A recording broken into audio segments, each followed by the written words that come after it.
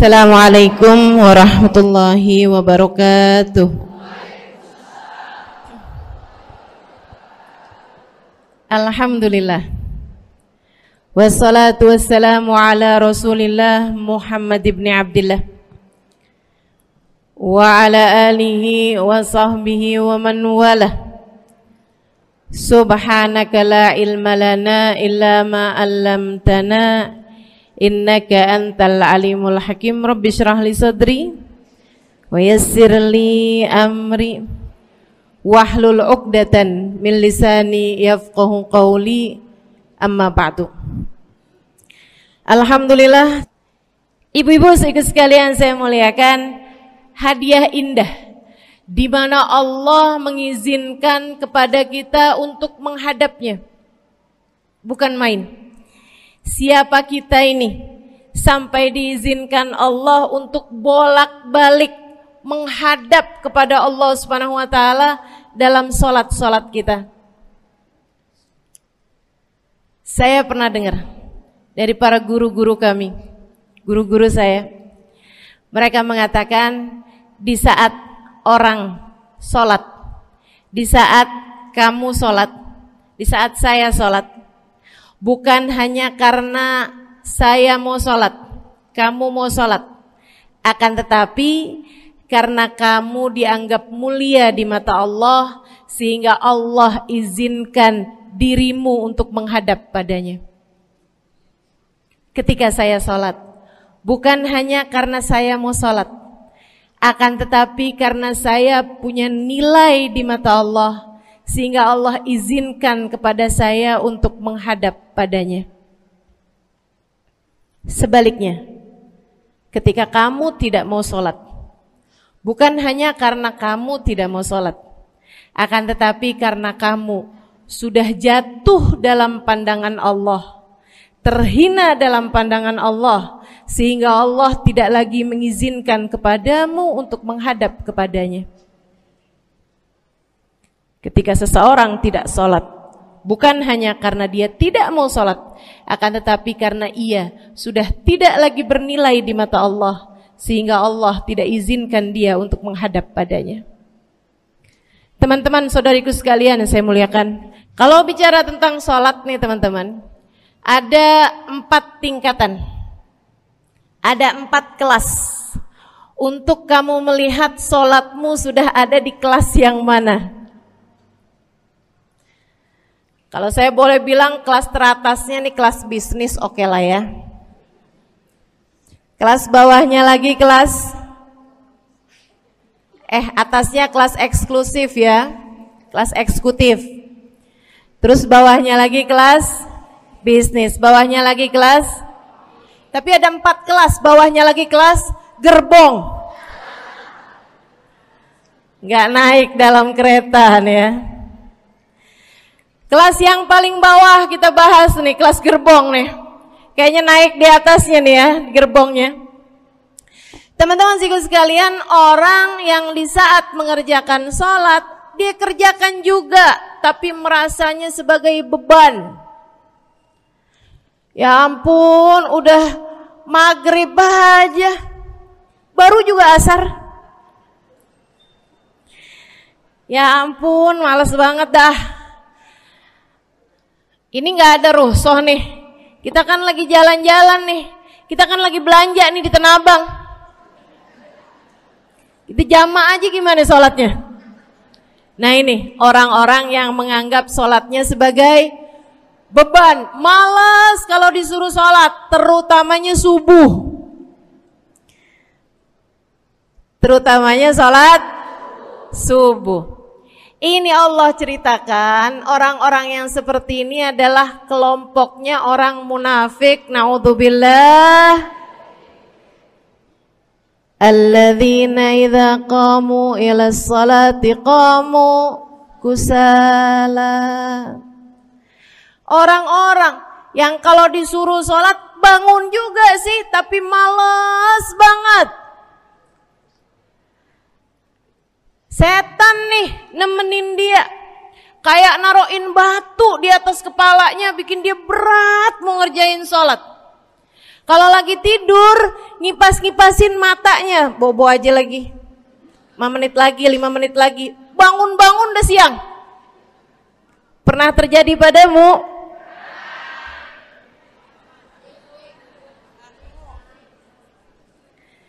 Jemur kunut. Bu, yang dijemur tuh jemuran aja, cucian aja. Jangan sampai jemur kunut. Kunutnya dijemur ya. Ketika ada seseorang yang disampaikan kepada Nabi Muhammad bahwasanya orang itu tidak bangun kecuali sesudah azan subuh, artinya enggak tahajud, artinya enggak bangun di sepertiga malam terakhir, bangunnya sesudah azan subuh. Nabi mengatakan padanya tentang orang itu, Nabi bilang pada para sahabatnya, inna syaitan bala fi udhunih. Itu adalah orang yang telinganya dikencingin sama setan. Pada pernah dikencingin setan? Kalau bangunnya habis adzan tuh dikencingin setan. Kalau bangunnya udah terbit matahari dikencingin siapa kira-kira? Insyaallah. Teman-teman saudariku sekalian yang saya muliakan, alladzina idza qamu ila salati qamu kusala, malas bener kalau diajakin salat, sampai sebagian salatnya dikerjakan keluar dari waktunya. Yang seperti ini masuk dalam firman Allah Subhanahu wa taala, a'udzubillahi minasyaitonir rajim, fawailul lil musallin alladzina an salatihim sahun. Fawailul lil musallin alladzina hum an salatihim sahun. Celaka orang-orang yang salat. Kenapa kok orang salat celaka ya Allah? Sebab mereka an salatihim sahun, melalaikan salat mereka. Apa maksudnya melalaikan? Imam Sayyidina Ibnu Abbas dalam salah satu tafsir beliau mengatakan alladzina yuakhiruna an waqtiha au yuqaddimuha ila ghairi waqtiha. Orang-orang yang mengakhirkan salat sampai keluar dari waktunya atau memajukannya sebelum waktunya. Mau pergi ke Tanah Abang nih, jam 11. Ntar kita ribet nih urusan sholat duhur. Dah sholatin sekarang aja. Ini orang-orang yang fawailul lil musallin. Bu, sesibuk apapun dirimu, jangan pernah ninggal sholat. Bu, lagi ngerjain perkara penting apapun kamu, jangan pernah mengakhirkan sholat. Jangan pernah mengeluarkan sholat dari waktunya. Kenapa gitu? Karena bu, sholat itu urusanmu sama Allah. Gak ada yang lebih penting daripada itu. Gak ada yang lebih penting daripada itu. Siapa yang mementingkan Allah, dia bakal dipentingin sama Allah. Siapa yang meremehkan salatnya, berarti dia telah meremehkan Allah. Siapa yang meremehkan Allah, dia akan diremehkan oleh Allah. Na'udzubillah min dzalik. Buat adik-adik jomblo, jangan pernah mau kawin sama orang yang gak sholat. Biarpun kamu udah nunggu cukup lama, kalau ada yang lamar kamu dan dia gak sholat, jangan mau bu. Dek, ibu-ibu juga, kalau ada yang janda di sini,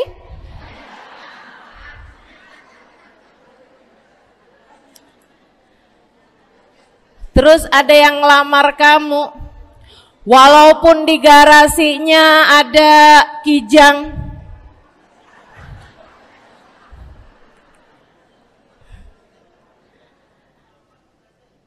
ada bebek, motor maksudnya ya, datang melamar kamu, jangan terima. Orang yang gak sholat, kamu jangan mau jadi istrinya. Kenapa? Saya kasih tahu ya, Allah aja dia tinggalin, apalagi kamu.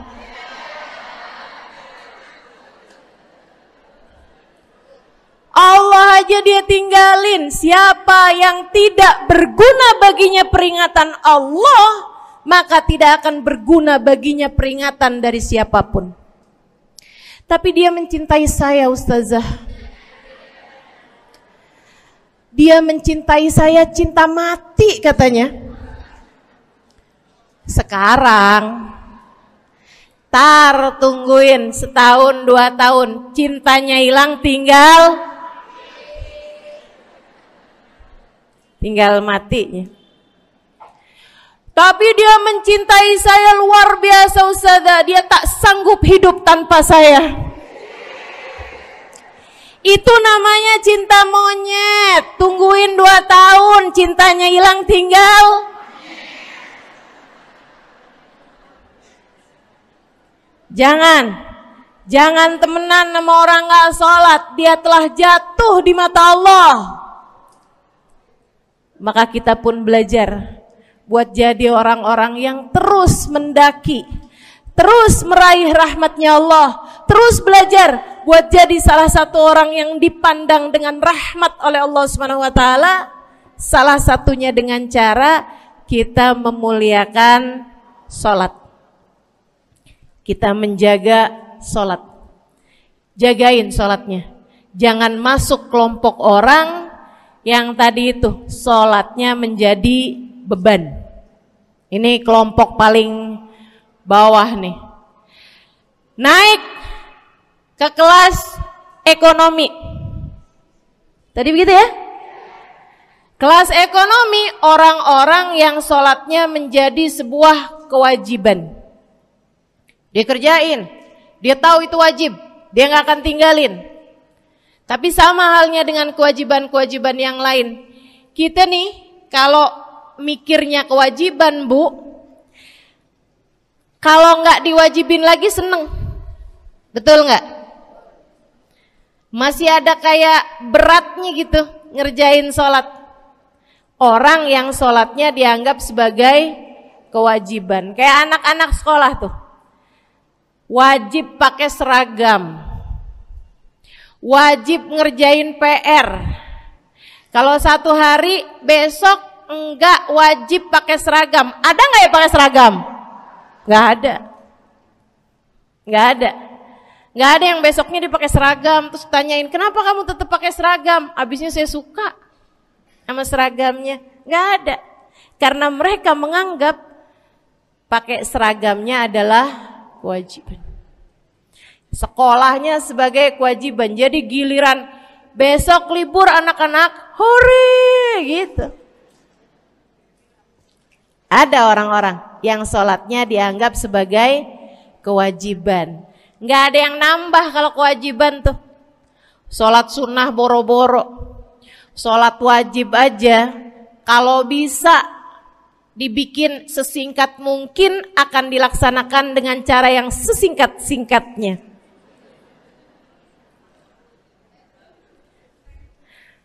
Habis ruku i'tidal sujud cepet bener ya.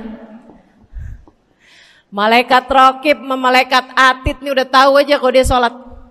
Habis ghairil maghdubi alaihim waladdallin. Malaikat atid bilang sama malaikat raqib, kulhu, catat kulhu udah pasti.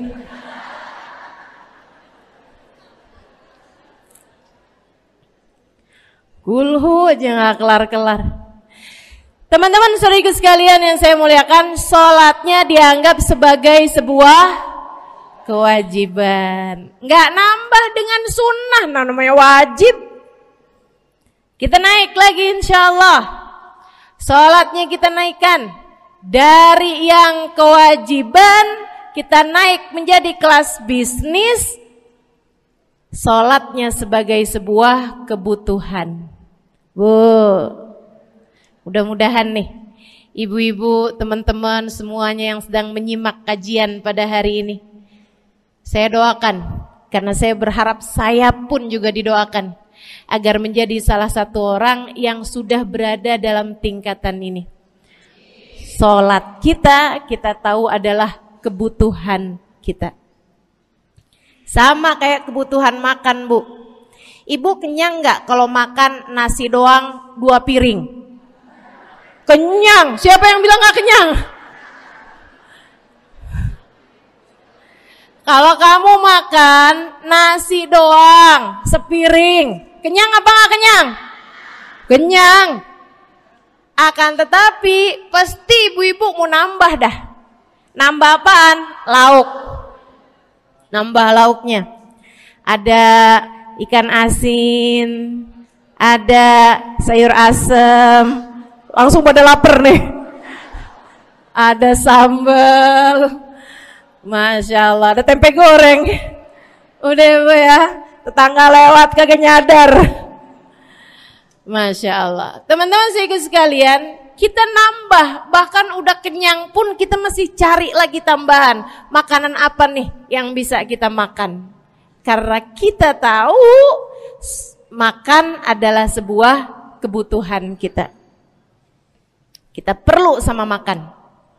Kita butuh sama makan. Maka demikian pula dengan orang-orang yang sholatnya sudah dia tahu adalah sebagai sebuah kebutuhan. Cukup sih duhur 4 rakaat, dia nambah. Ada qobliyahnya, ada ba'diyahnya. Jam-jam 9 pagi nggak ada sholat wajib sih, tapi pengen ngemil, ya Bu ya, dengan cara kerjain sholat duha. Malam-malam abisnya isya, ampun mau tidur, ingat katanya Nabi, pesannya kepada Sayyidina Abu Hurairah, wasani habibi, kata Abu Hurairah, an utir qabla an anam. Kekasih saya Nabi besar Muhammad, kata Abu Hurairah, kasih pesan pada saya untuk jangan tidur sebelum sholat witir.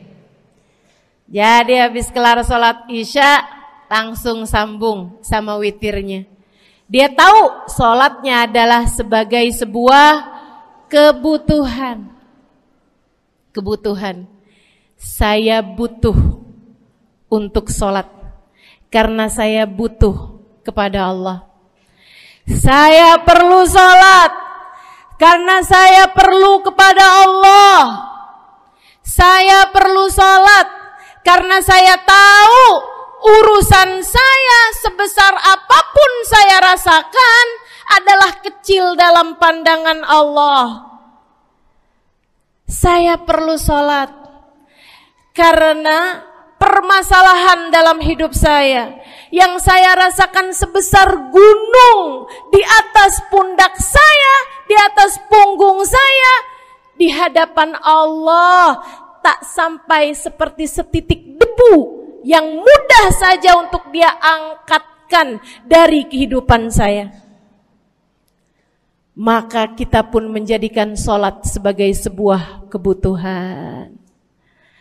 Lagi sakit, jangan ninggal sholat. Kenapa? Kamu menghadap kepada yang punya kesehatan. Lagi banyak utang, jangan ninggal sholat. Sama, jangan utang lagi. Karena kamu menghadap kepada pemilik segala kekuasaan, pemilik dunia dan akhirat, pemilik semua uang di atas muka bumi ini adalah Allah. Makanya Habib Ali Habsyi, penulis kitab Maulid Simtud Durar, yang tadi ibu-ibu baca maulidnya, beliau pernah bilang, Ada dalam salah satu diwan beliau. Diwan tuh syair-syair beliau itu ya. Ali idza qad marid syafahu fi'lus shalah la'alla syirrus sifa fi wad'i tilkal jibah. Kata beliau, Ali nih kalau lagi sakit, nih Habib Ali ya, beliau tuh padahal punya amal ibadah sangat banyak. Tapi Habib Ali bilang, Ali idza qad marid syafahu fi'lus shalah. Ali nih kalau lagi sakit, sembuhnya sama sholat. Sembuhnya sama sholat. La'alla sirrus sifa. Rasa-rasanya memang Allah letakkan rahasia kesembuhan ada pada fi wad'i tilkal jibah, terletakkannya jabhah kita, dahi kita di tempat sujud. Di sana semua permasalahan-permasalahan dalam hidupmu menjadi ringan. Saat kamu meletakkan dahimu di tempat sujud, kamu berbisik lirih kepada Allah, akan tetapi suaramu didengar sama yang punya arsy. Akan tetapi suara bisikanmu didengar segenap malaikat-malaikat yang ada di atas langit. Kemudian mereka mendoakanmu sehingga Allah mengatakan wasjud waqtarib, sujudlah kamu. Posisi sujudmu itu waqtarib akan membuatmu menjadi dekat dengan Allah Subhanahu wa taala. Sujudlah dan mendekatlah kepadaku, kata Allah. Agrab ma yakunul 'abd min rabbih fa huwa sajid, kata Nabi Muhammad. Fa aktsiru fihi du'a faqamin an yustajabulah. Tempat terdekat seorang hamba dengan Tuhannya adalah saat dia sedang sujud. Maka perbanyaklah doa dalam sujudmu, kata Nabi Muhammad.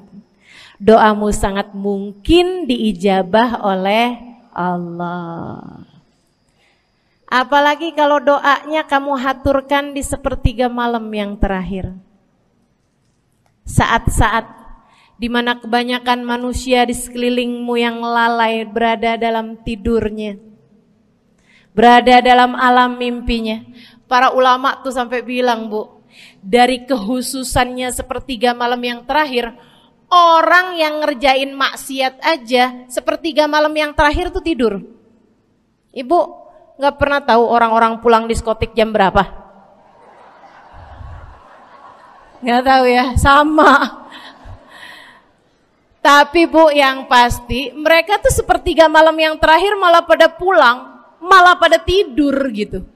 Orang maksiat aja itu sama Allah dibuat tidur tuh di jam-jam yang biasanya turun rahmatnya Allah. Allah mau milih nih mana nih hamba-hambaku, pilihan-pilihanku akan aku bangunkan untuk menghadapku.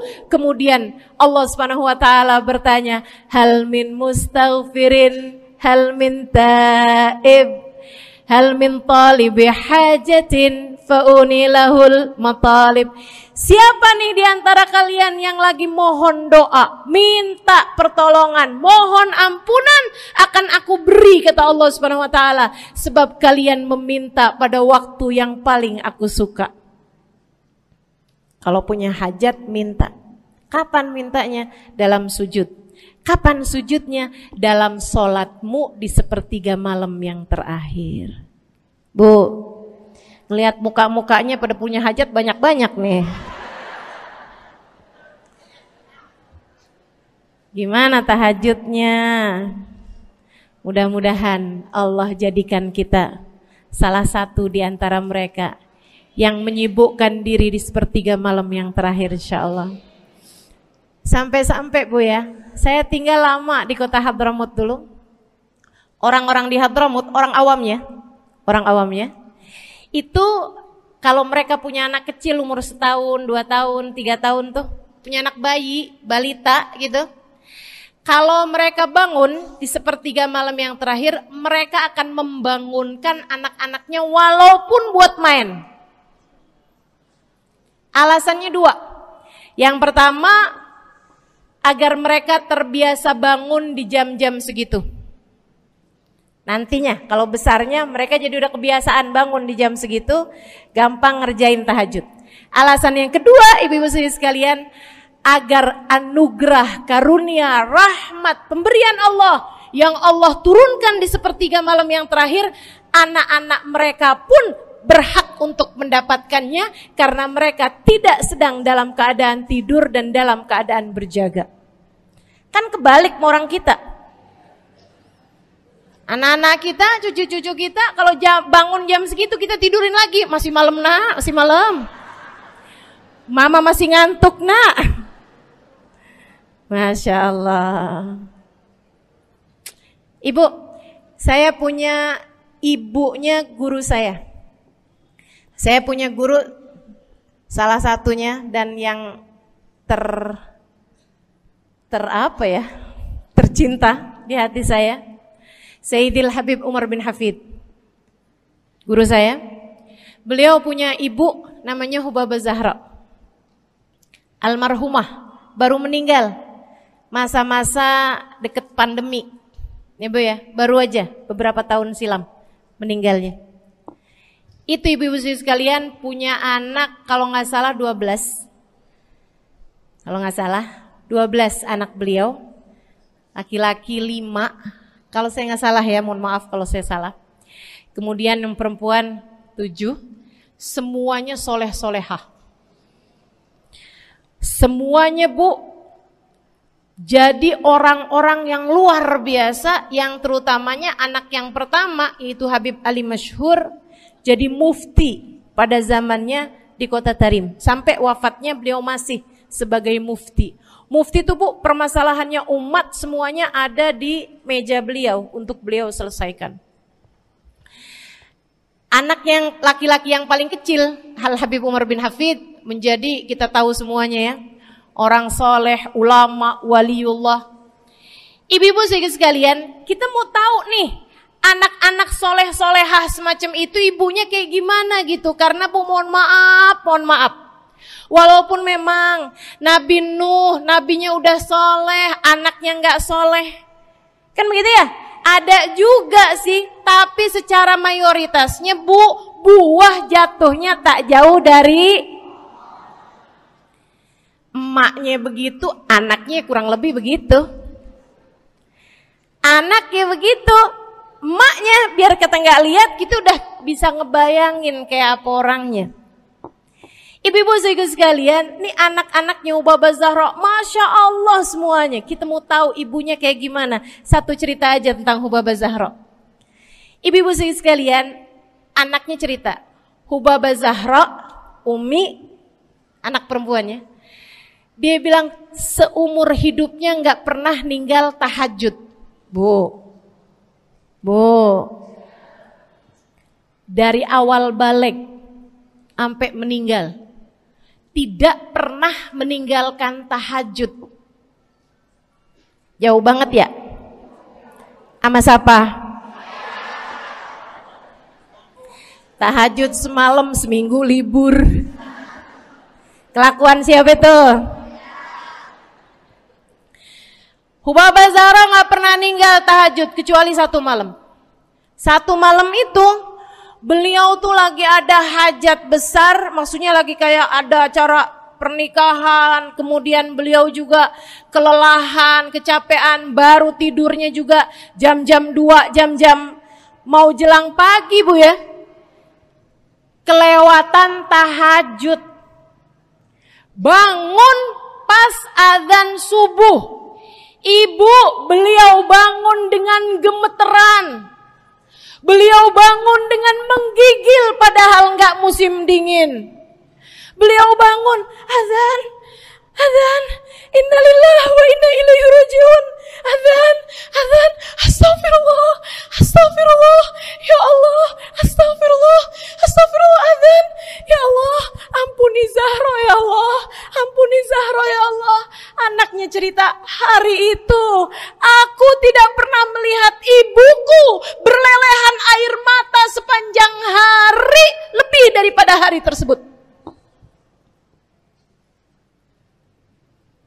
Hari itu kami melihat ada seorang perempuan berlelehan air mata beristighfar memohon ampun kepada Allah karena satu malam dalam hidupnya beliau meninggalkan tahajudnya, teman-teman.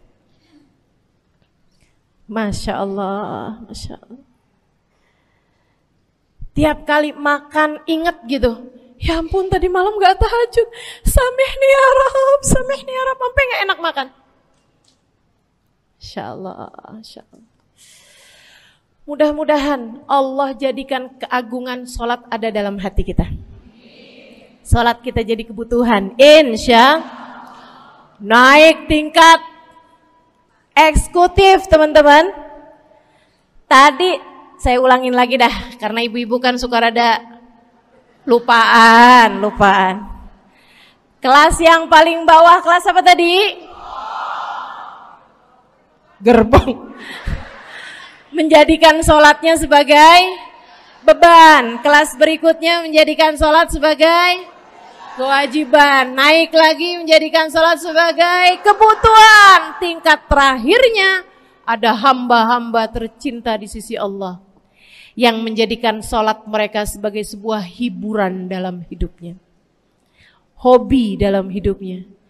Diawali, dicontohkan oleh baginda kita Nabi besar Muhammad yang mengatakan dalam hadis sahihnya, wa ju'ilat qurratu aini fis shalah, wa ju'ilat qurratu aini fis shalah. Dijadikan, kata Nabi Muhammad, Allah telah menjadikan, dijadikan li untukku qurrat aini, kesenanganku dalam kehidupan, kebahagiaanku ada pada, hobiku ada pada as-shalah, salat. Nabi itu orang yang kesenangan beliau, hobi beliau adalah salat. Kana idza faza'ahu amrun aladha ila shalah. Kata para sahabat meriwayatkan, Nabi kalau lagi dengar kabar-kabar yang gak enak, segera menuju kepada sholat. Nabi kalau udah ada kabar-kabar Rasul pasukan kita terkalahkan di medan peperangan, Nabi ngelihat Bilal. Kemudian Nabi Muhammad nanya, udah dekat waktu sholat Bilal? Sebentar lagi Rasul, arihni bihaya Bilal, arihni bihaya Bilal. Yuk Bilal, santaikan diri saya Bilal, tolong hibur diri saya Bilal. Segera azan dan kita akan sholat bersama-sama wahai Bilal. Kesenangan beliau, hobi beliau dalam sholat, dalam hidup adalah sholat. Teman-teman saya sekalian, bukan hanya Nabi Muhammad, tapi para sahabat-sahabat Nabi Muhammad, tapi para tabi'in, para tabi'it tabi'in. Saudaraku sekalian saya muliakan, Sayyidina Umar bin Khattab alaihi ridwanullah, kana idza ja'ahu hal, apabila beliau dalam keadaan hatinya lagi khusyuk, hatinya lagi nyambung banget sama Allah Subhanahu wa taala, kalau mau sholat sunnah manggil orang. Beliau sholat dalam masjid, ada orang mau sholat sunnah, ada orang lagi baca Quran dipanggil sama beliau.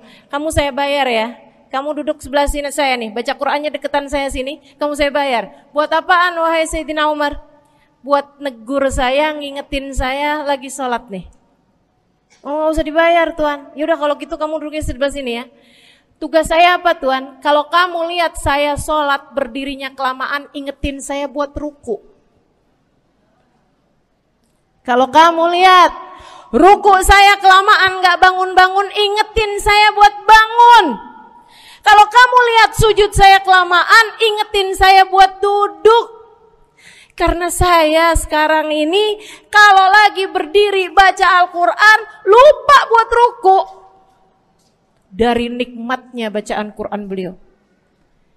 Baik Tuan, sholat, baca Fatihah, habis itu baca Quran, surat Al-Quran, dapat selesai satu, kok masih enak, baca lagi, masih enak lagi, baca lagi, yang sebelah beneran nih gak ruku-ruku. Beliau berdiri kemudian bilang, Tuan ruku, gak kedengeran. Beliau berdiri deketin telinganya, Tuan ruku, belum kedengeran juga, ruku, Allahu Akbar. Sayyidina Umar bin Khattab. Tabi'in, Sayyidina Ali Zainal Abidin. Pernah lagi sholat, rumahnya kebakaran, teman-teman. Sholat sunnah di waktu malam, rumahnya kebakaran.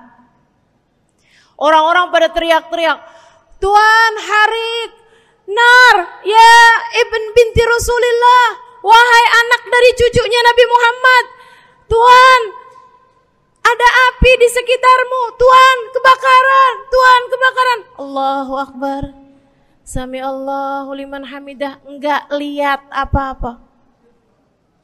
Habis selesai sholat baru lihat, kebakaran nih rupanya. Orang-orang pada bilang, kami sudah mengingatkanmu Tuan. Apa jawab beliau? Al-hadni an-narul kubro. Di depan saya ada api yang jauh lebih besar, api neraka. Saya nggak lihat api sekecil ini. Masya Allah. Saudaraku sekalian yang saya muliakan, para ulama Allah Subhanahu Wa Taala. Terakhir saya mau ceritakan Sayyidil Habib Abu Bakar As-Sakran, penulis Wirid Sakran. Kalau teman-teman pernah tahu, beliau saudaraku sekalian saya muliakan dapat julukan As-Sakran, orang yang mabuk. Karena mabuk kepada Allah Subhanahu Wa Taala. Beliau pernah satu waktu kena penyakit di punggungnya. Beliau kemudian tanya sama dokter, kata dokter, wah ini nih penyakit mesti diangkat, mesti dioperasi. Ya udahlah, operasiin saya. Disuguhin 1 gelas khamr di waktu yang telah ditetapkan untuk jadi waktu operasi. Apa ini? Khamr, minuman keras. Zaman itu belum ada obat bius. Dia bilang, ini buat apa? Khamr ini Tuan, minuman keras ya, agar engkau nggak sadar. Jadi enak gitu kita ngoperasinya. Dia bilang, saya mau dengan kesehatan saya kepengen ngerjain taat kepada Allah, saya nggak mau. Saya dapetin kesehatan saya dengan cara mengerjakan yang diharamkan Allah, yaitu minuman keras. Saya nggak perlu ini. Waduh, kalau gitu nggak bisa dioperasi Tuan. Kenapa soalnya? Ya nanti kan kesakitan, nanti susah operasinya gitu. Oh gampang. Kalau kalian pengen bikin saya nggak sadar, nggak perlu minuman keras. Terus gimana? Operasikan kalau saya sedang sholat. Maka mulailah, dokter-dokter udah pada siap. Beliau lagi sholat sunnah ya Bu ya. Allahu Akbar gitu. Mulai dokter buka baju belakangnya, mulai Bu digunting kulitnya, digergaji tulangnya. Beliau Bu mukanya meringis saja enggak. Beliau ruku, dokternya ikutan nungging. Beliau sujud, dokternya ikutan menunduk juga. Beliau sholat nikmat banget. Sampai beliau selesai dari sholat, beliau nanya sama dokter-dokternya, kenapa gak nurut tadi tuh waktu saya sholat mestinya operasi. Kata dokter, udah selesai Bib dari tadi. Masya Allah. Radiyallahu ta'ala anhum wardahum. Ini bukan kelas-kelas kita. Saya cuma ceritain aja sama ibu-ibu. Bukan berarti ibu-ibu nanti pas waktu sakit bilang sama dokter-dokter gak usah dibius. Beda hati Bu, beda hati. Ibu ya, beda iman, beda semuanya kita sama mereka. Yang pasti, makanya saya kan yang ini gak doa nih.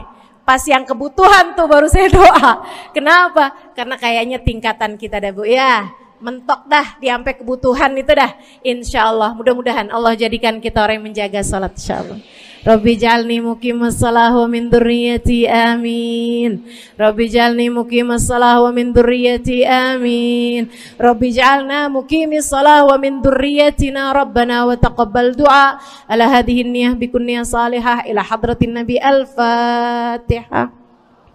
Syaitanir rajim. Bismillahirrahmanirrahim. Alhamdulillahirabbil alamin. Ar-Rahmanir-Rahim Maliki Yaumiddin. Iyyaka na'budu wa iyyaka nasta'in. Ihdinas siratal mustaqim, siratal ladzina an'amta 'alaihim ghairil maghdubi 'alaihim waladdallin. Amin. Taqabbalallahu minna wa minkum, taqabbal ya karim. Sama-sama kita hormati, kita sayangi segenap keluarga besar dari Majelis Ta'lim Raudhatul Aliyah di bawah pimpinan Ibu Ayu Komaladewi Kita doakan semoga beliau beserta segenap keluarganya senantiasa dalam limpahan rahmat ridha Allah Subhanahu wa taala. Juga kita doakan Ustazah Nabilah Al-Haddad sebagai pengasuh di majelis ta'lim ini, sebagai pimpinan di majelis ta'lim ini, Bu Ayu dan Ustazah Nabilah sekeluarga semuanya insyaallah senantiasa dalam pandangan kasih sayang Allah SWT. Panjangkan umurnya, disehatkan badannya, dimudahkan urusannya, kabulkan hajatnya, semakin dicinta Allah SWT dan Rasulnya. Para ustadzah, para hubabah, para syarifah, para pimpinan pondok pesantren, para pimpinan majelis ta'lim, yang mudah-mudahan semuanya dalam limpahan rahmat ridha Allah SWT, serta tentu saja semua yang hadir di majelis ini, baik ibu-ibu, kakak-kakak, adik-adik, anak-anak, yang mudah-mudahan semuanya dirahmati Allah, disayang Allah, dibahagiakan Allah, diistiqomahkan jalannya menuju ridha Allah Subhanahu wa taala, insyaallah diistiqomahkan jalannya menuju surga Allah Subhanahu wa taala. Amin ya rabbal alamin. Qul amantu billah thumma istaqim, kata Nabi Muhammad sallallahu alaihi wasallam kepada seorang pemuda yang meminta nasihat. Ya Rasulullah, ausini, wahai Rasul, tolong nasihati aku. Kita kalau ketemu orang mulia jangan minta duit, Bu. Kita kalau datang ketemu sama orang-orang yang kita tahu doanya mustajab, sangat soleh, hidupnya baik, apalagi jika dia adalah kekasih-kekasih Allah Subhanahu wa taala. Kamu kalau berjumpa dengan ulama, jangan minta sesuatu yang duniawi. Tirulah para sahabat ketika berjumpa dengan Nabi Muhammad. Biasanya mereka meminta satu dari dua hal. Yang pertama, mereka minta doa. Ida'ili ya Rasulullah, doakan aku wahai Rasul. Ibu juga gitu. Kalau ketemu sama ulama, ketemu orang soleh, ketemu kiai, ketemu habib yang kita tahu doanya mustajab, bertemu hubabah, mintalah doa. Tapi jangan hanya sekedar urusan doa duniawi, Bu. Doa duniawi itu yang gimana, Ustazah? Doa yang kalau diijabah nggak akan manfaat begitu kamu masuk dalam alam kubur. Itu namanya doa duniawi. Ustazah, doakan saya biar saya cepat kebeli rumah. Bu, kalau mati rumahnya dibawa gak? Ustazah, doakan saya kepengen beli HP baru. Dibawa gak HP-nya? Enggak. Itu namanya doa duniawi. Ustazah, Doakan biar suami saya tambah cinta.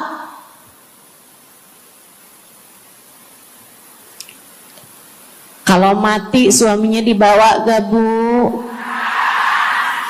Walaupun kamu mau, dia gak bakalan mau Bu. Sesuatu yang sifatnya duniawi. Ustazah, doakan biar anak saya soleh. Duniawi apa bukan? Bukan. Sebab kesolehan anak akan jadi tambahan bekal bagimu ketika kamu masuk dalam alam kubur. Jadi nggak boleh nih ustazah doa urusan duniawi atau minta didoakan urusan-urusan duniawi. Boleh, tapi jangan cuma itu. Nanti takutnya kamu nyesel. Kalau selama di dunia kamu doanya hanya untuk urusan dunia, takutnya begitu masuk dalam kuburan sudah tidak ada lagi doa yang akan Allah ijabah untukmu ketika kamu ada dalam alam kubur nanti. Sayang-sayang. Jadi kalau doa, prioritaskan urusan akhirat. Insya saya berasa banget jadi orang yang sering dimintain doa sekaligus juga sering minta doa. Saya kalau ketemu orang saleh, ketemu habaib, ketemu hubabah, saya akan minta doa, nggak pernah minta duit saya. Ida'ili ya hubabah, ida'ili ya habib. Serius sekalian, sebagai orang yang sering juga dimintain doa, ustazah doakan saya. Banyak tuh.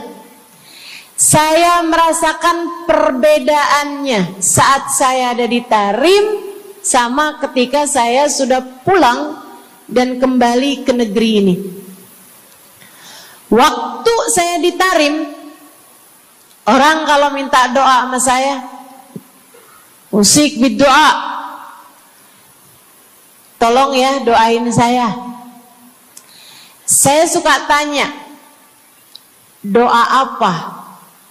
Selalu aja, hampir semuanya mengatakan hal yang sama. Ida'ili bihusnil khatimah. Doakan saya biar husnul khatimah.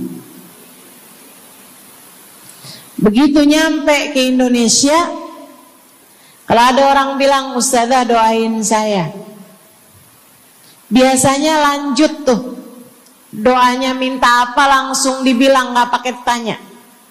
Ustazah doain saya biar utang cepat lunas. Ustazah doain saya biar cepat dapat jodoh. Ustazah doain saya biar jadi orang kaya. Ustazah doain saya biar suami nggak mendua. Ya Allah, ternyata kebanyakan orang kita kalau minta doa seringnya urusan duniawi. Bukan berarti nggak boleh, boleh aja sih.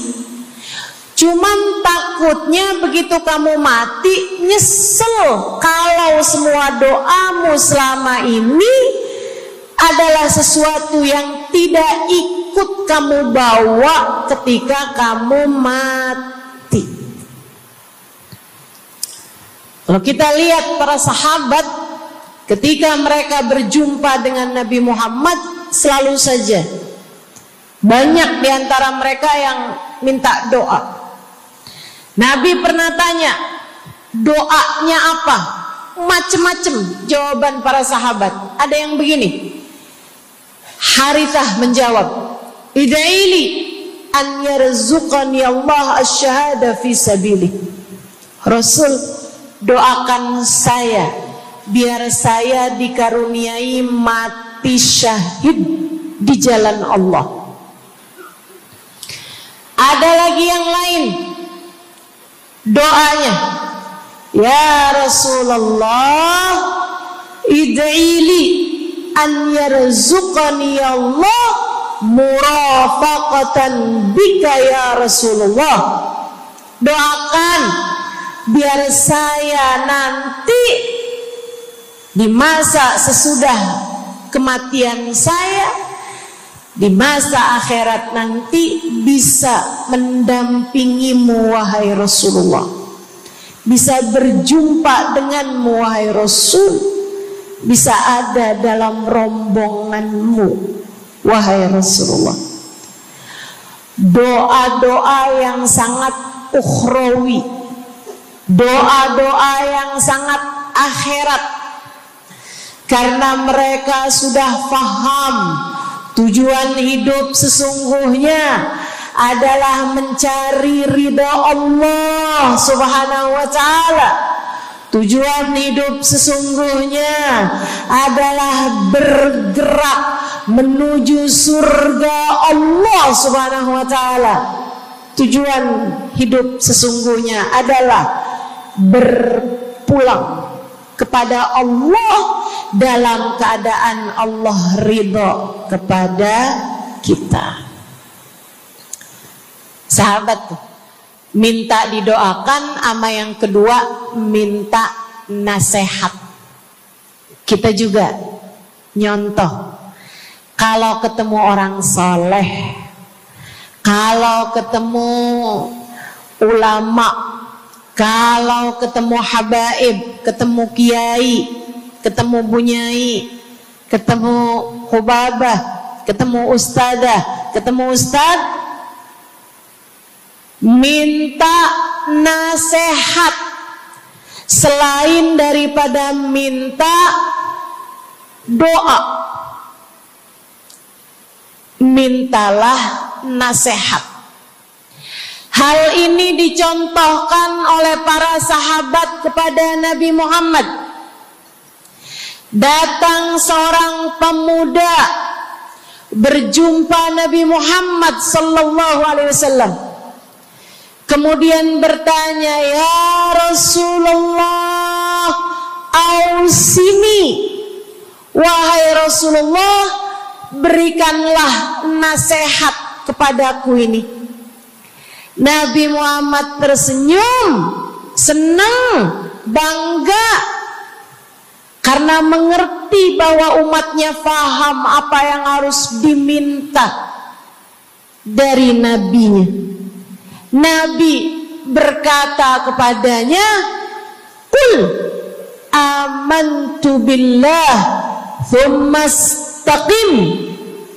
Kata Nabi Muhammad, ucapkanlah, aku beriman kepada Allah, kemudian istiqomahlah kamu di jalan Allah. Nasihat Nabi Muhammad buat pemuda tersebut, nasihat Nabi Muhammad buat pemuda-pemuda umatnya sepanjang zaman. Nasihat Nabi Muhammad buat umatnya, baik yang muda maupun yang tua, baik laki-laki maupun perempuan, baik yang pintar maupun yang kurang pintar. Semua umatnya dinasehati sama Nabi Muhammad. Karenanya akan saya sampaikan hal ini kepadamu hari ini. Quli, ucapkanlah, amantu billah, aku beriman kepada Allah. Tsumastaqimi, kemudian istiqomahlah kamu, wahai saudariku, di jalan Allah. Katakanlah, aku beriman kepada Allah, kemudian istiqomahlah. Istiqomahlah. Nasihat yang sangat indah dari baginda kita Nabi besar Muhammad, yang Allah karuniakan kepadanya jawami'al kalim, dapat selalu berbicara dengan kata-kata yang ringkas tapi padat. Nabi itu ucapannya ringkas tapi padat. Nggak kayak saya, Bu, udahlah panjang dan ya, mudah-mudahan Allah jadikan ucapan-ucapan kita jadi kalimat-kalimat yang akan membawa kita menuju surga. Jadi ucapan-ucapan yang akan bawa kita menuju ridha Allah SWT. Ibu-ibu, kita sama-sama belajar, biar kalau ngomong itu enggak panjang-panjang, akan tetapi bermutu, berkualitas. Terutama Bu, ibu kalau ngomong sama anak-anak ibu, kadang-kadang panjang bener. Padahal itu aja, anak sampai hafal. Iya mah, katanya gitu. Betul gitu? Nabi kalau ngomong pendek aja tapi penuh makna. Nabi kalau bicara seringkali nggak panjang-panjang tapi sangat berarti. Satu hadis beliau saja bisa disyarahkan, diberi keterangan, hingga bahkan berkitab-kitab banyaknya. Ibu-ibu sekalian, salah satu dari ucapan ringkasnya Nabi Muhammad, amantu billah, kata Nabi, qul amantu billah, tsumastaqim, ucapkanlah, aku beriman kepada Allah, kemudian istiqomahlah di jalan Allah. Apa itu istiqomah? Lurus, jangan belok-belok. Lurus, jalan terus. Jalannya adalah jalan yang lurus. Itu yang selalu kita minta dalam tiap rakaat sholat kita. Kita berdoa kepada Allah, ihdinas siratal,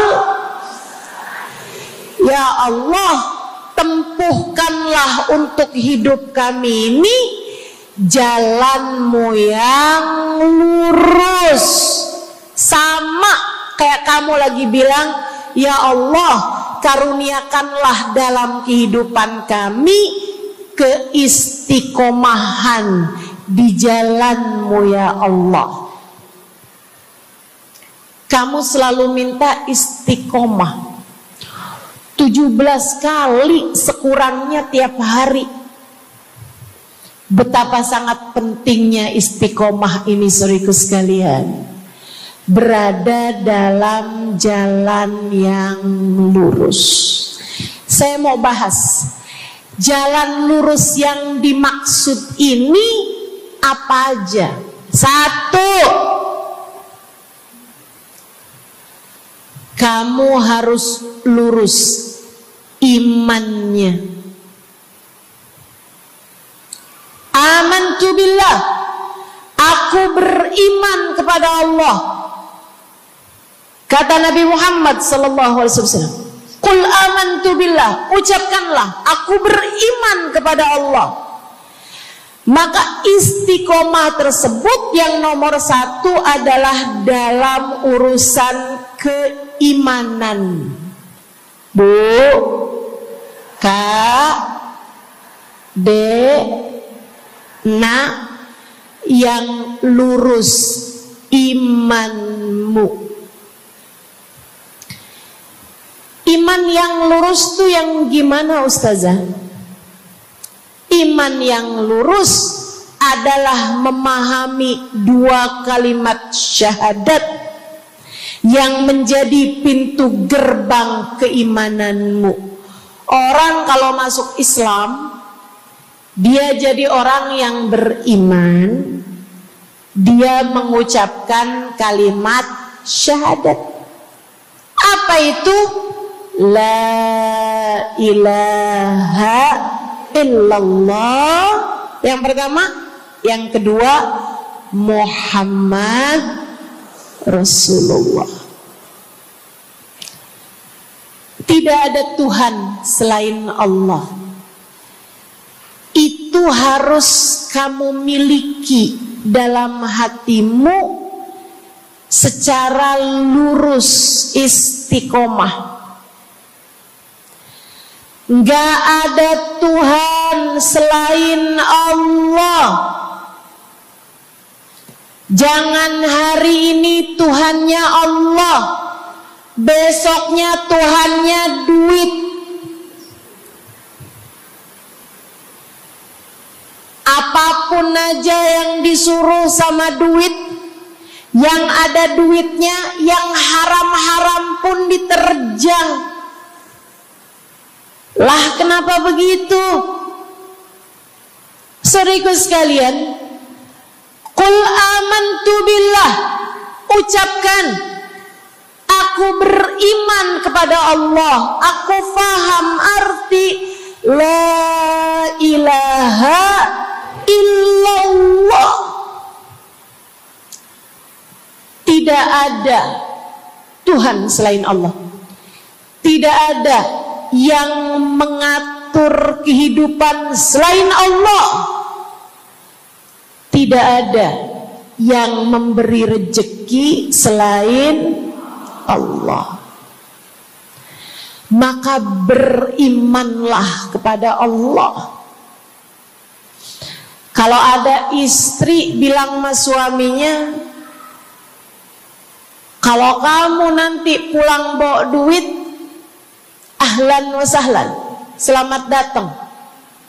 Tapi kalau kamu pulang nanti nggak bawa duit, silakan tidur di luar.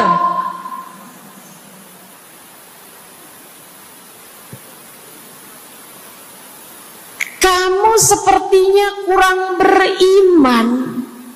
Kamu lupa bahwa pemberi rezeki bukan suamimu, melainkan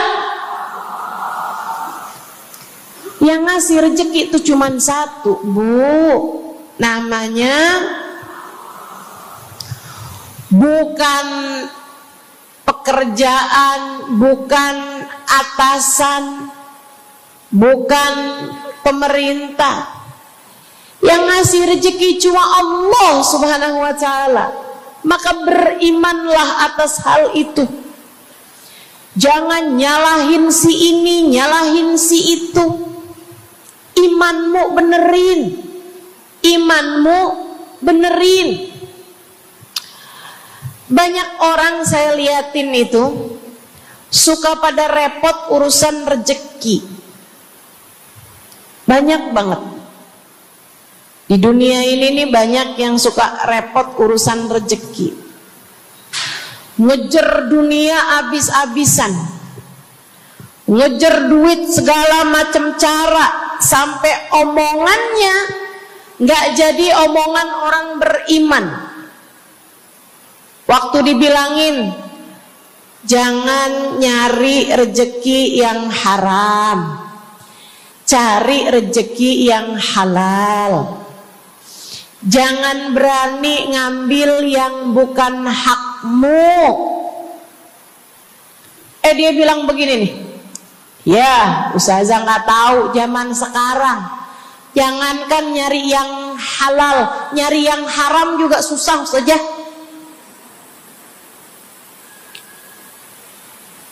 Itu omongan orang nggak beriman.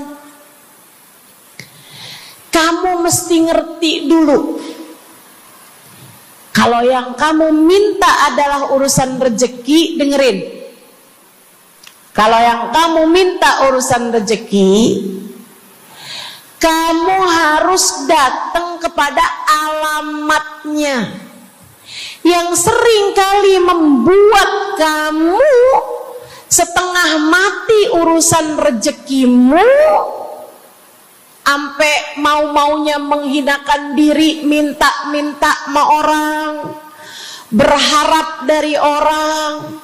Seorang ibu berharap dari anaknya, seorang istri berharap dari suaminya. Saudariku sekalian, yang sering kali membuat kamu tersiksa urusan rezeki adalah karena kamu salah alamat. Kamu salah alamat. Kamu sedang tersesat jalan. Kamu sedang salah arah. Makanya jadinya kemana-mana kamu nggak nemu. Orang alamatnya aja salah. Ini kalau kamu mau ke Kubah Mas, tapi kamu perginya ke Taman Mini, nyampe apa nggak nyampe? Dapat apa enggak majelisnya? Nggak dapat. Kenapa? Salah alamat. Yang dicari Kubah Mas, kamu perginya ke Keong Mas. Nggak nyampe, nggak dapat. Saya kasih tahu padamu, alamat rezekimu ada pada Allah. Alamat rezekimu ada pada Allah. Alamat rezekimu ada pada Allah. Maka berimanlah kepadanya, fahamilah arti la ilaha illallah. Tidak ada Tuhan kecuali Allah. Gak ada yang ngasih rezeki selain kamu. Lagi sakit, kamu mau nyari obat, saya kasih tahu alamat obatmu. Alamat yang bisa menyembuhkanmu hanya satu, namanya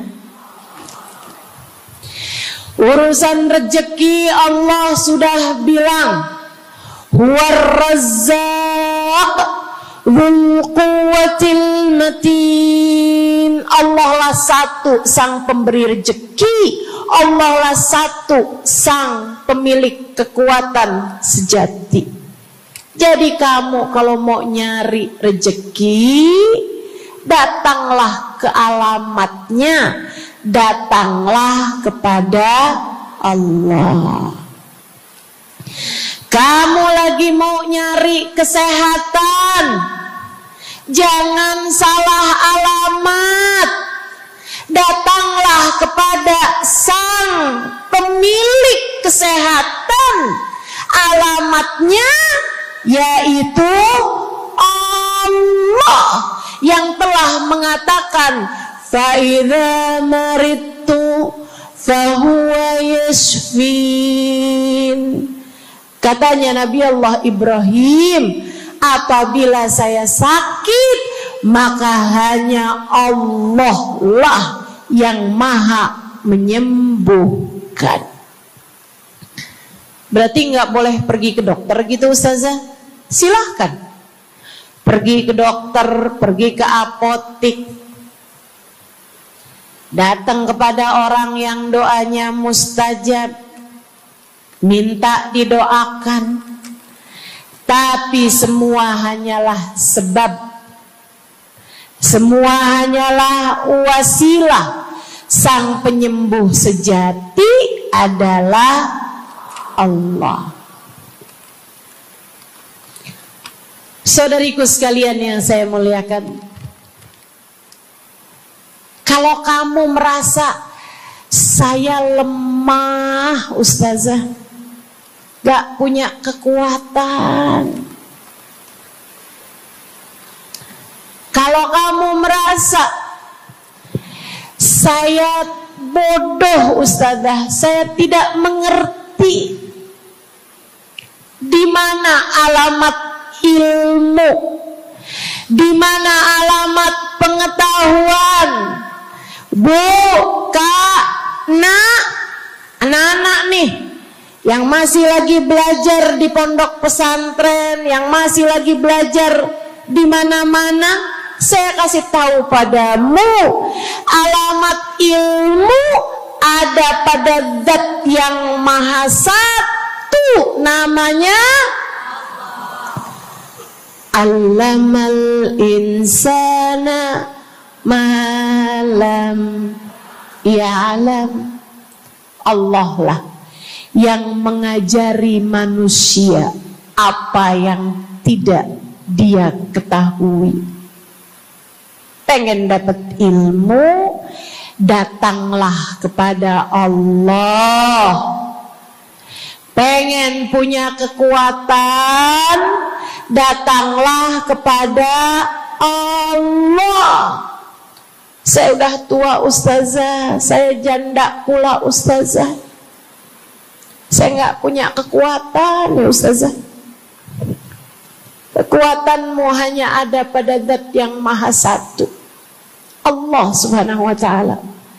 Datanglah selalu padanya. Imanmu jangan biarkan ia naik turun. Imanmu biarkan ia kokoh di dalam hatimu. Jangan percaya kalau ada yang bilang kekuatan ada pada uang. Jangan percaya.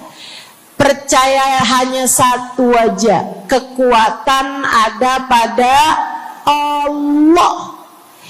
Jangan percaya orang bilang kekuatan ada pada kecantikan. Kalau kamu cantik, kamu kuat, suamimu gak akan kemana-mana. Jangan percaya, Bu. Percaya hanya satu aja, kekuatan ada pada Allah Subhanahu wa Ta'ala. Kamu takut terjadi hal-hal yang buruk bagimu, bagi anak-anakmu. Kamu kepengen ada yang jaga. Ibu, nggak usah pusing-pusing mau nyari bodyguard, nggak usah pusing-pusing mau sewa security, pengamanan. Sebab sang pemberi keamanan hanya satu, namanya Wallahu ya'simuka minan nas. Hanya Allah satu yang dapat menjagamu dari kejahatan manusia.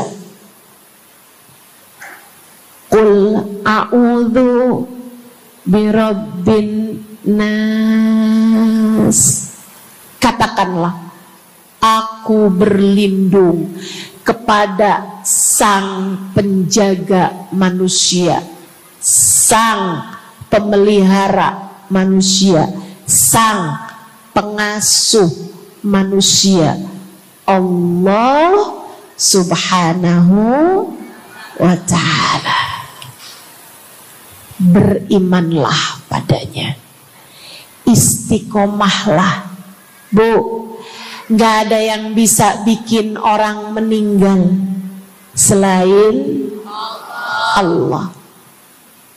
Gak ada. Tapi dia ditabrak orang, Ustazah. Kalau gak ditabrak dia gak bakalan mati. Kamu kebalik. Justru karena dia harus mati, Allah jadikan dia ditabrak. Jelas? Ini imannya mesti yang benar nih. Jangan kamu kira ini ada dokter malpraktek sehingga dia kemudian meninggal dunia. Jangan kamu kira karena salah minum obat dia mati. Bukan, ibu-ibu sekalian, justru karena dia harus mati, karenanya kemudian ketemu sama dokter yang malpraktek lah, ketemu sama obat yang salah lah. Itu hanya sebab kematiannya itu sendiri. Allah udah bilang, idza jaa ajaluhum la yastakhiruna sa'atan wa la yastaqdimun. Apabila datang ajal seseorang, nggak ada siapapun yang bisa memajukan barang semenit pun, nggak ada yang bisa memundurkan meski sesaat sekalipun. Nggak ada. Emang udah kepastiannya. Waktunya mati ya mati, Bu. Gak ada yang bisa menghidupkan, sekaligus tidak ada yang bisa mematikan selain Allah. Itu artinya istiqomah dalam iman. Tapi tunggu dulu, sebelum saya lanjutkan istiqomah yang lain. Selain beriman kepada Allah, kamu juga harus beriman kepada Nabi Muhammad. Kamu harus beriman kepada Nabi Muhammad. Beriman bahwa beliau adalah, a'udzubillahi minasyaitonirrajim, qul innama ana basyarum mithlukum yuha ilayya. Dua-duanya harus seimbang. Innama ana basyarum mithlukum, tapi juga yuha ilayya. Katakanlah wahai Nabi Muhammad, aku adalah seorang manusia seperti kalian. Saya punya badan, saya punya perasaan. Kalau nggak makan-makan saya lapar. Kalau habis makan nggak minum saya haus. Kalau beberapa hari saya nggak tidur, saya ngantuk. Qul innama ana basyarun. Sampaikan kepada manusia, aku adalah seorang manusia seperti kalian juga. Ama anak cinta, lama nggak ketemu sama istri, kangen. Katakan wahai Nabi Muhammad, ana basyarum mithlukum, saya manusia seperti kalian juga. Kalau ada yang disayang kemudian meninggal, sedih. Karena Nabi adalah seorang manusia. Tapi tunggu dulu, Beliau tidak hanya sekedar manusia, itu adalah satu sisi kehidupan Nabi Muhammad. Jangan lupa, innama ana basyarum mithlukum, tapi yuha ilayya, aku diberi wahyu,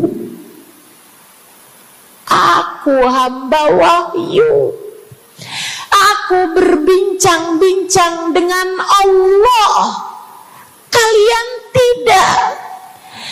Aku berbicara langsung dengan Allah, kata Nabi Muhammad, kalian tidak.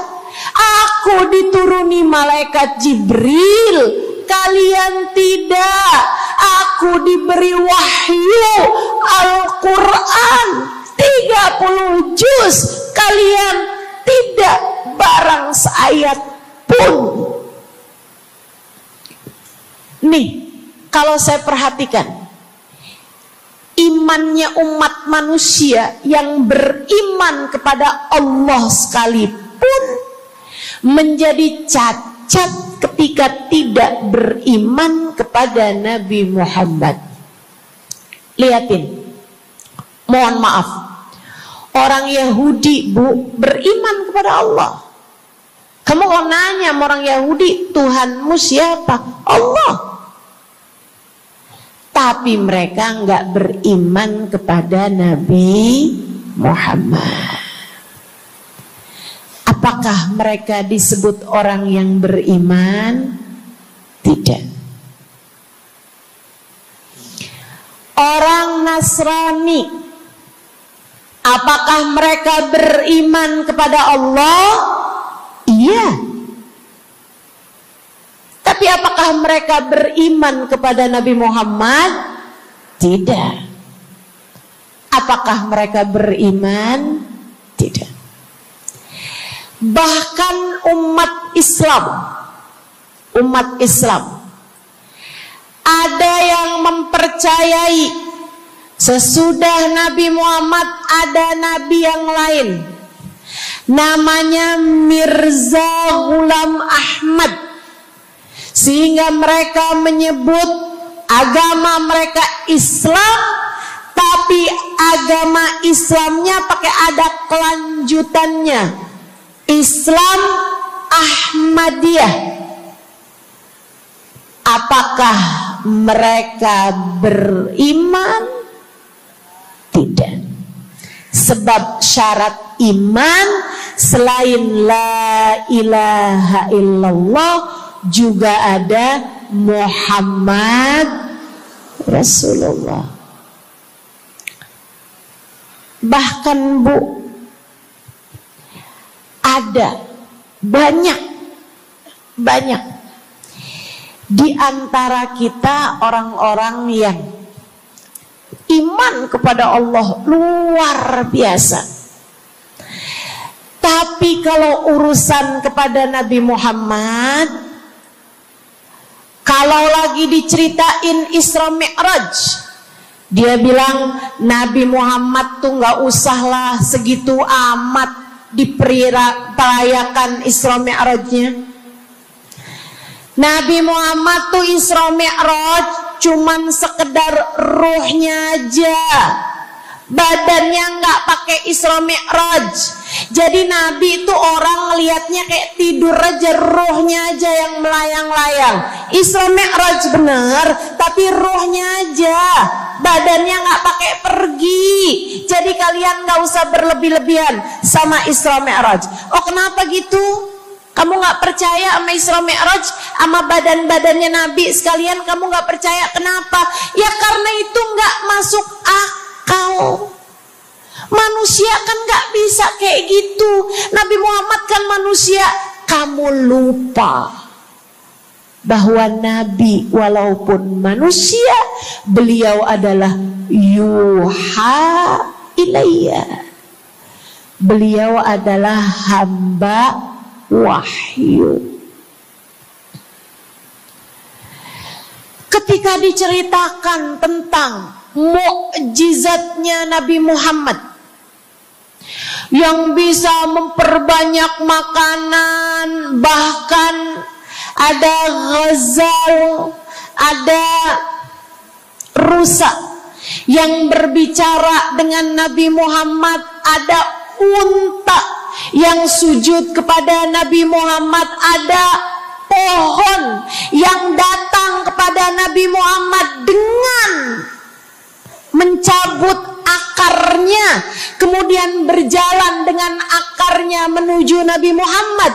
Ketika dipanggil, kemudian sujud pohon tersebut kepada Nabi Muhammad sallallahu alaihi wasallam dan bertanya, "Mengapa engkau memanggilku wahai Nabi?"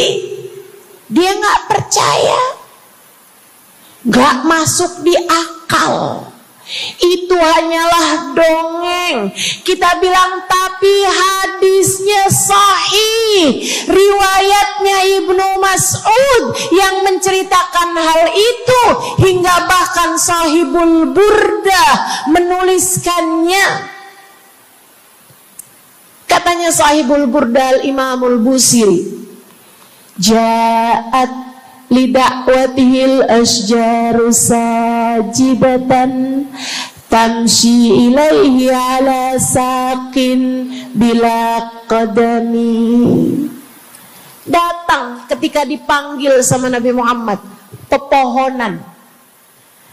Mereka datang dengan, mereka berjalan dengan akar-akar mereka, kemudian sujud di hadapan Nabi Muhammad. Ini tentang iman. Mereka nggak percaya. Mereka ngakunya paling beriman. Mereka ngakunya paling lurus imannya. Tapi kenapa kalau mengenai Nabi Muhammad kamu menjadi timpang? Ketika melihat orang ramai-ramai bersolawat kepada Nabi Muhammad, mereka kegerahan. Ketika melihat orang-orang ramai datang ke majelis-majelis maulid, merayakan, bergembira atas lahirnya Nabi Muhammad, mereka kegerahan sampai mereka bikin GAM. Apaan tuh? Gerakan anti maulid. Oh, ada lagi mereka menyebut diri mereka GAS. Apaan tuh? Saya tanya. Gerakan anti solawat lah. Kenapa kamu kegerahan sama Nabi Muhammad? Hah? Kenapa kamu ngerasa kayak takut banget umat begitu cinta sama Nabi Muhammad? Ada apa denganmu?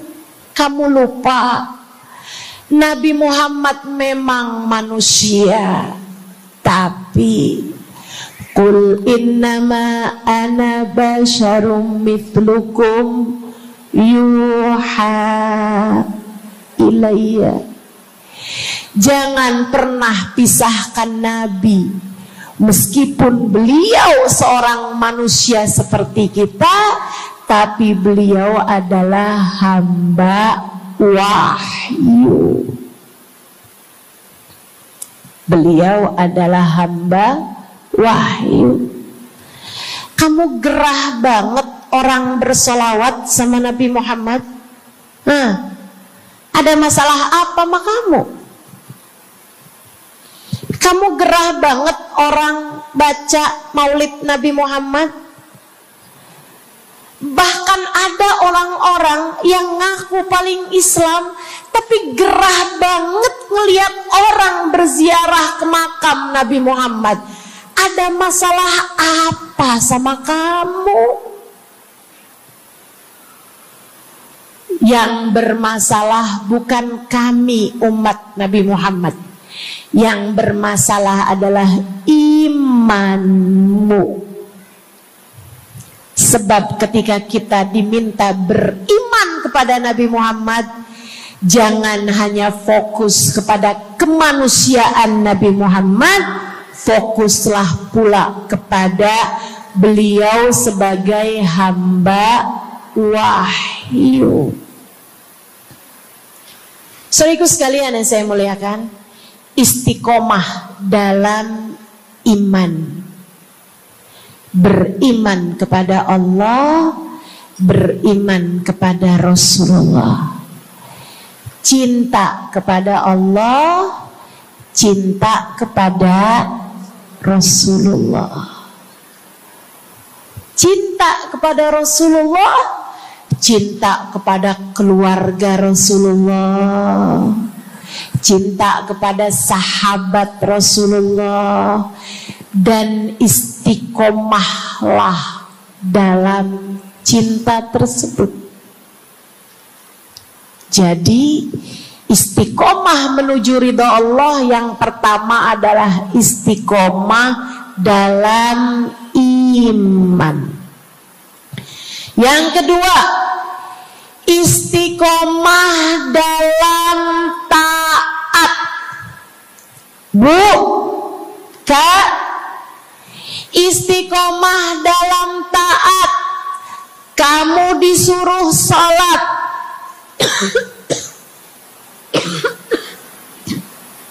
istiqomahlah. Jangan tinggal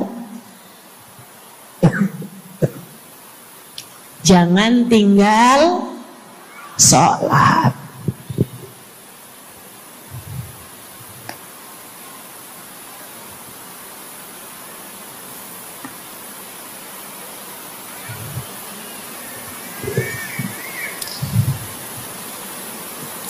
Kamu diperintah buat puasa Ramadan, jangan tinggal puasa.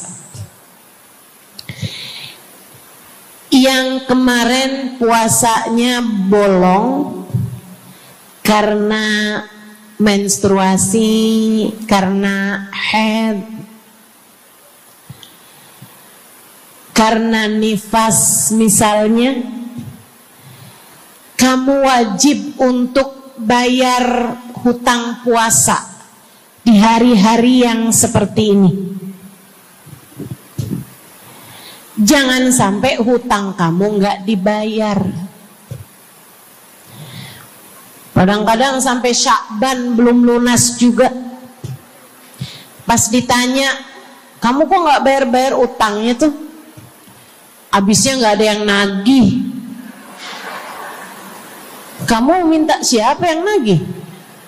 Israel. Jangan sampai datang malaikat Israel mencabut nyawamu sementara kamu masih punya